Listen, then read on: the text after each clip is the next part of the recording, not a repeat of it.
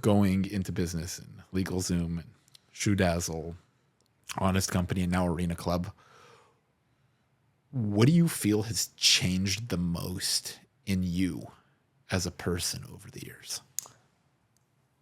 That's a really good question. I actually think I've become more empathetic and more patient over the years. I was a psycho. LegalZoom. No, literally, I was so hungry to make something work. I would just go nuts. If someone didn't show up on time at work, I would just go nuts. It's like I wasn't very patient. I apologize to anyone I offended at LegalZoom, but really, it's I've just learned to be a little bit more relaxed, truthfully speaking, and more understanding of where people are coming from, and I have to really respect that everyone's journey is different, right? What drives me might not drive you. I used to think it was all the same.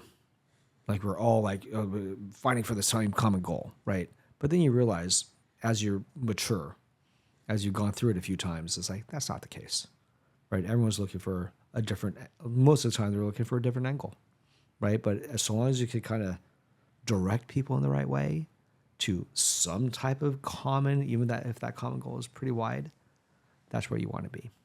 And you can't expect everyone to think exactly the way you do, because they're not. And where do you feel like you can show more empathy towards yourself nowadays? That's a great question. I think I'm more empathetic towards myself for sure. I'm more forgiving of myself, right? It's an age-old saying, it's like no one's perfect. You're going to make mistakes, and you're just going to have to accept it.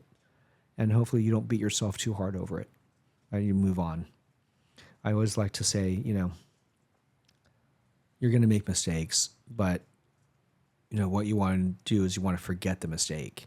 You want to learn the lesson. Remember the lesson, but forget the mistake. You just got to move on.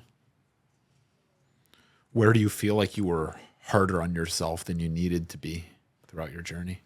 I think it's most of the time it's when the results don't become what you're envisioning, right? So the results for ShoeDazzle weren't the results that I really wanted. The results for the Honest Company weren't the results that I really wanted, right? You want them to be much larger, more impactful. And but you have to just step back and say, you know what? But we have impacted a lot of lives and we've done great.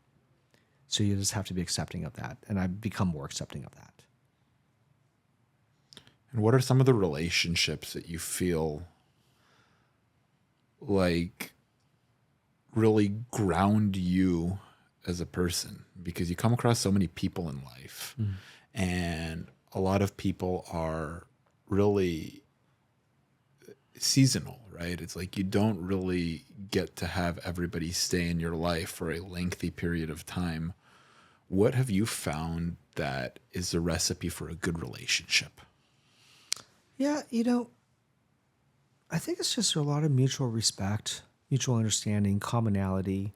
I've had friends that I'm still super close to. Like, these are my best friends in life, and I met one of them, Peter, when I was 8, and we're still best friends, right? I met another, friend of mine, Brian Liu, in law school, and we're still, the best of friends. And my friend Aussie, who lives out in Miami, and my friend Sam Valenzuela from high school. It's like I'm so close to all these guys, like super tight, right? And it's just, I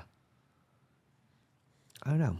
It's like when you meet up with people who you have so much commonality with and you respect, nothing changes, right? It's like when I meet with my old high school friends, it's like we're still in high school. Even if we haven't seen each other in like a year or two, it's like you just kind of revert back to how you used to be, right? The same dorky kids that you were, back in the day. And this is kind of like, so you definitely have that commonality. And I'm not, it's like, it's, you definitely meet great people later on in life too. And I have a lot of great friends that I've met in the last few years, right? That I can see myself being friends with forever. And it's just about building relationships, keeping those connections, caring, right? So if you care, what I've noticed, like if you care for them, they will care for you, right? If you reach out to them, they will reach back out to you too, right? So it's so simple in a lot of ways. Not everyone does it, but wish someone a happy birthday. You know, reach out and say, you know what, good luck on that surgery tomorrow. I'm thinking about you. You know, whatever it is, just be understanding and show love, and you get love.